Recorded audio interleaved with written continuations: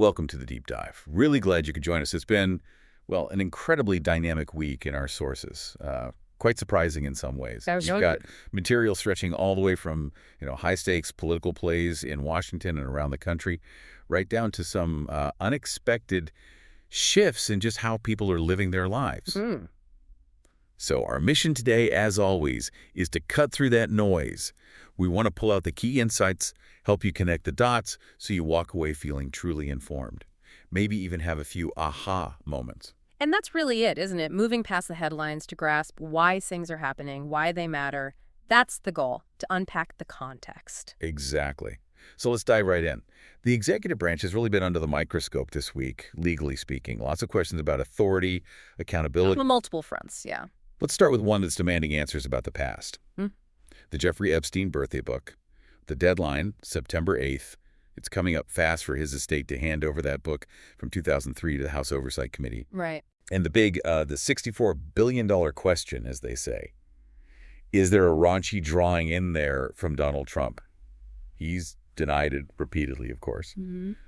Our sources outline a few ways this could go. If it's a bound book, pages numbered, and the cards in there, well, that makes the past denials a real problem. That's a very significant problem. But if it's bound and the card isn't there, maybe he's off the hook. Though apparently the Wall Street Journal's lawyers felt 100% certain about their story originally, which complicates things. And does add a layer of complexity. But maybe the most intriguing possibility, that it's a loose-leaf scrapbook, which means pages could potentially be removed or replaced pretty easily. Which raises serious questions about tampering. Exactly. And that's why people like FBI Director Kash Patel are calling for a forensic exam. Others suggest subpoenaing people who sent cards, or even Epstein's estate lawyers. And what's really fascinating here, beyond the drawing itself, is the bigger theme: accountability, especially with Alexander Acosta's testimony coming up on September 19th. Okay, yeah. Remind us about Acosta's role again. He was the U.S. attorney back in 2007 who gave Epstein that deal, widely seen as a slap on the wrist, right? Even though Epstein was looking at maybe 45 years for sex trafficking underage girls. Girls as young as 14, the sources say. Right. So Democrats are going to press him hard. Why the lenient deal? Was his later cabinet job under Trump some kind of reward? And you have to remember Acosta. He's Harvard Law, clerked for Justice Alito. So he understands the gravity. Oh, absolutely. He knows very well that lying to Congress under oath is a felony. This isn't just politics for him. It's serious legal territory. So this isn't just, political theater. It's got real legal weight. You mentioned historical parallels earlier. Yeah, it reminds me a bit of Nixon. His downfall really kicked into high gear during those Watergate hearings. Remember Fred Thompson asking Alexander Butterfield that simple question? About the tapes. Exactly. Is there a taping system in the Oval Office? Butterfield says yes, and boom, the dam breaks. Sometimes asking the right question to the right person.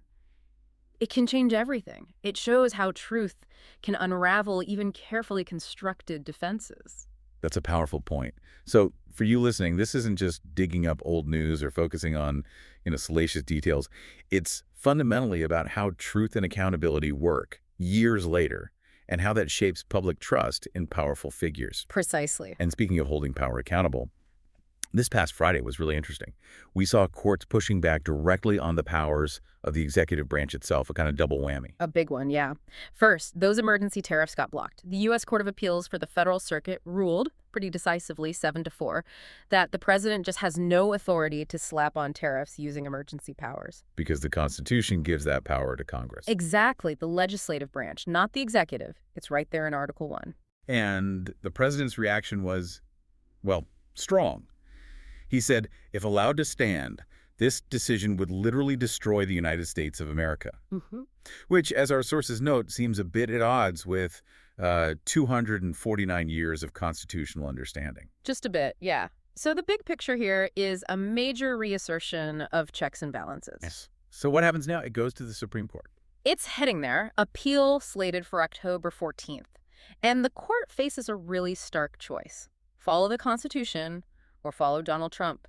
If they uphold the appeals court, well, that puts a big crimp in Trump's style. How so? Well, not only does he lose a favorite tool for economic leverage, but it could mean massive refunds on tariffs already paid. Billions, potentially. He could try other tariff methods or ask Congress. But that's tougher, right? With a narrow majority and lots of free traders in his own party. Much tougher.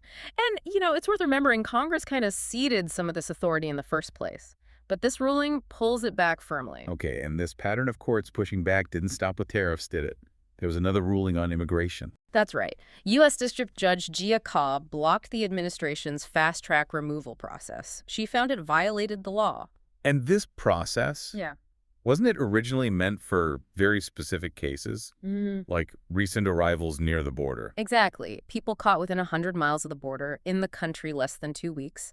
But the administration started using it way more broadly, deporting people who'd been here a long time, far from the border, like that example from a slaughterhouse in Iowa.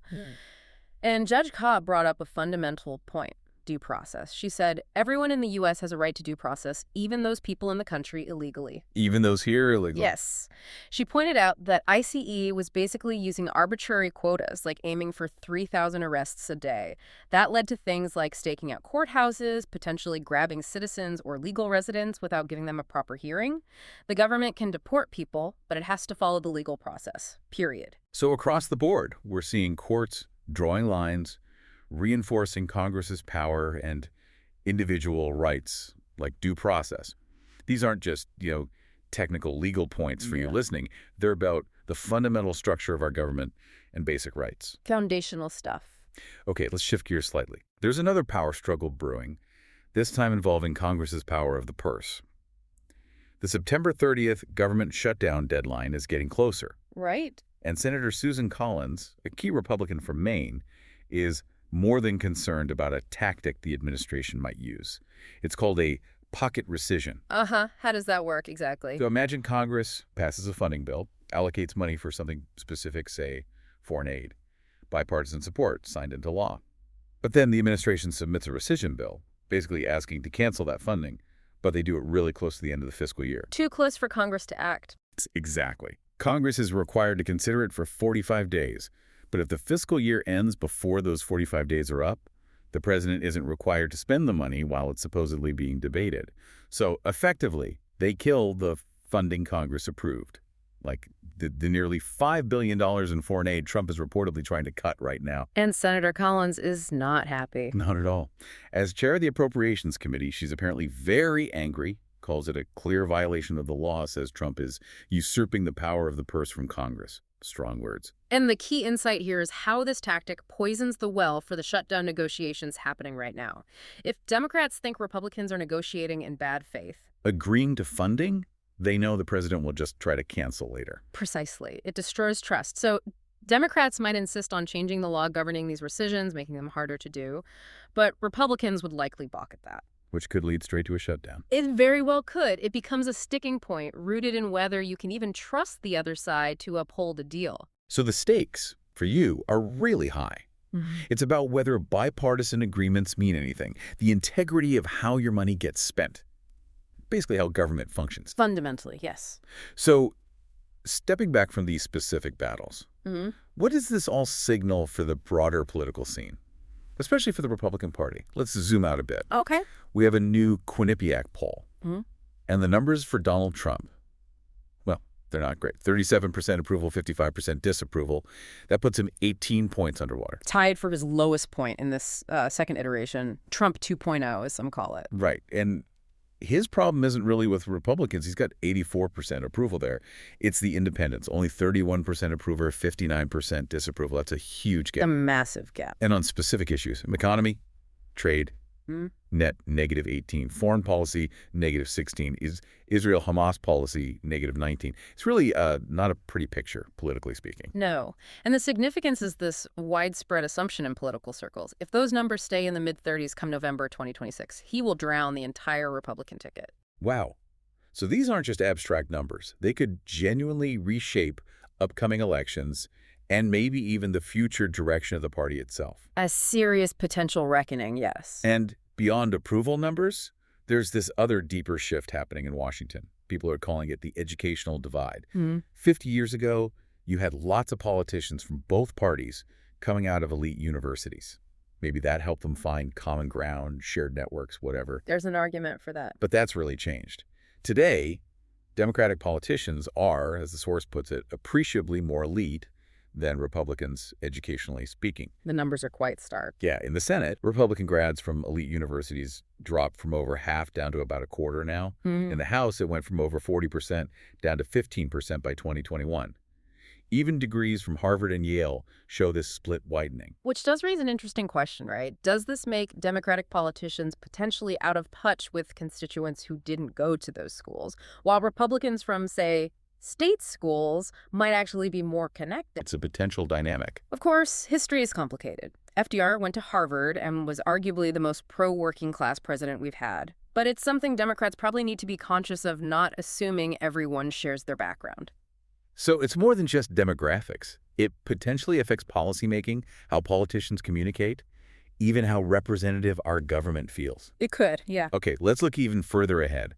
Who might be lining up for the Republican nomination in 2028? What does that tell us about where the party might be headed? The crystal ball gazing has begun. The Hill has a list. People like J.D. Vance, Senator Tom Cotton, Marco Rubio. Vance shares Trump's sort of isolationism, but some apparently see him as phony. Ted Cruz, who was a big rival in 2016, is now supposedly widely disguised. Politics changes fast. And Ron DeSantis, despite his conservative cred, apparently has a tin ear, comes across as inauthentic to some. Interestingly, Governors Brian Kemp and Glenn Youngkin weren't on this particular list. Yeah, omissions can be as telling as inclusions sometimes. But the really fascinating thing here, the bigger issue lurking in the background, is where is the Republican Party going? Whither the Republican Party? What do you mean? Well, Trump has shifted the party so much from its traditional principles. Think about it. The old GOP. Small government, free markets, free trade, welcoming immigrants, generally trusted science. Right. Reagan-era principles, more or less. And Trump. Big, powerful government intervening everywhere. He hates free markets and trade. Tariff is the most beautiful word, he says. He picks winners and losers with industrial policy, like for Apple or Intel. His stance on immigration is, well, unlike anything since maybe Eisenhower. And there's the skepticism of science, vaccines. A complete reversal on many fronts. Totally. So if Trump isn't on the ballot in 2028, the primaries are set to be this huge fight for the soul of the Republican Party. They'll be trying to figure out what it even means to be a Republican going forward. So these ideological fights happening now, they're really going to shape the future of conservatism and the country. And beyond these big leadership questions, there are tactics being used to reshape the map itself. Literally. We're talking about raw political power in the electoral system. Gerrymandering. Exhibit A, Missouri. Governor Mike Kehoe called a special session specifically to, quote, gerrymander the living daylights out of a congressional district, M005. Trying to flip a Democratic seat. Exactly. Change it from a D+12 district to, as the source bluntly puts it, something rep, a manual cleaver, DMO, can't win. Just a naked power grab to pick up a House seat. And this raises that huge question about the national picture. Can gerrymandering actually stop the party that wins the most votes nationwide from winning the House? Can it? Nate Cohn at the New York Times ran the numbers. It depends heavily on a few key states, like if California redistricts aggressively, or if places like Florida, Ohio, Indiana follow Missouri's lead. So it could get really messy. It could become all-out war if multiple states go down this path. But there's a flip side. Which is? Independents absolutely hate gerrymandering, despise it. So Democrats could actually use this, propose reforms, and potentially mobilize those independent voters against Republicans who are seen as rigging the maps. So for you listening, how these maps are drawn directly impacts the power of your vote and who represents you. It's not just some obscure state-level game. It's fundamental to democracy. It really is. Okay, let's shift gears completely now. Moving away from all that political intensity to a social trend that honestly might surprise you. Let's unpack this. Okay, I'm curious. A new Gallup poll. It found that the percentage of Americans who drink alcohol has hit its lowest level since the Great Depression. Wow. Since the Depression? Yeah. Only 54% of Americans in 2025 say they occasionally drink alcohol. That's a big drop. That is a big drop. Any particular groups driving that? Yes, the decline since just 2023 is pretty significant in some areas. Younger generations, homelanders, and millennials down 9 points. Women saw an 11-point drop. Men, only 5 points. But here's the kicker. Republicans, down a massive 19 points. 19 points for Republicans compared to Democrats. Democrats only dropped 3 points. So huge partisan divergence there. That's fascinating. And the deeper implication. Could there be a connection between that Republican shift and, say, the White House's Make America Healthy Again campaign? I mean, both Trump and RFK Jr. are known non-drinkers. It's plausible. And one, it lines up with this growing feeling that alcohol just isn't healthy. A record 53% of Americans now say even moderate drinking is bad for health. Especially younger people. Among those under 35, it's even higher, 66%. So it really looks like a cultural shift towards health consciousness might be driving this. But I have to inject a note of caution here, a caveat. Remember the COVID years, 2020 to 2022. Alcohol consumption actually spiked then. Cabin fever, stress. Oh, yeah. Levels got very high. So the question is this big Gallup drop just things returning to normal after that spike? Or is it really a new sustained low? What does other data tell us? That's the critical question, and the data is still a bit murky, because despite this reported drop in consumption from Gallup, the alcohol-related death rate in 2023, that's the latest CDC data we have, was still very high. Still high, even with fewer people supposedly drinking. Yeah. And alarmingly, for people aged 35 to 44, the death rate was roughly double what it was just a decade ago. Double, wow. So if this Gallup trend of lower consumption holds true over time, we should see those mortality numbers come down eventually. But there's always a lag. It's possible the Gallup drop is just a one-off, a correction after the pandemic. Or maybe. Fewer people are drinking overall, but those who do drink are drinking more or engaging in more dangerous binge drinking. That's the other possibility. Maybe the beneficial effect of fewer drinkers is being canceled out by more harmful patterns among those who still drink, honestly. We'll know soon enough as more data comes in. It's a really surprising trend, but the full story isn't clear yet. Yeah. So for you listening, this isn't just about lifestyle choices. Yeah. It touches on public health, changing social norms, maybe even generational shifts. And it definitely challenges some common assumptions about American life. Absolutely. A lot to watch there. Wow. Okay. We have covered a lot of ground today. We've really taken that deep dive, haven't we? From the high-stakes political games in D.C. and the States, all the way to this quiet but maybe profound shift in alcohol use.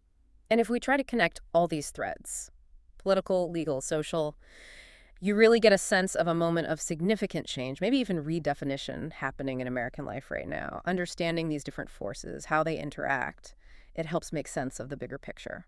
So here's a final thought for you to reflect on as you go about your day. What connections do you see between these things? Between the shifting political tides we talked about, the legal battles over power and rights, and these subtle but maybe significant changes in social behavior like the drinking trend? Are these things completely separate? Or are they influencing each other in ways we maybe haven't fully grasped yet? Good question. Keep exploring, keep questioning. And thanks so much for joining us for this deep dive.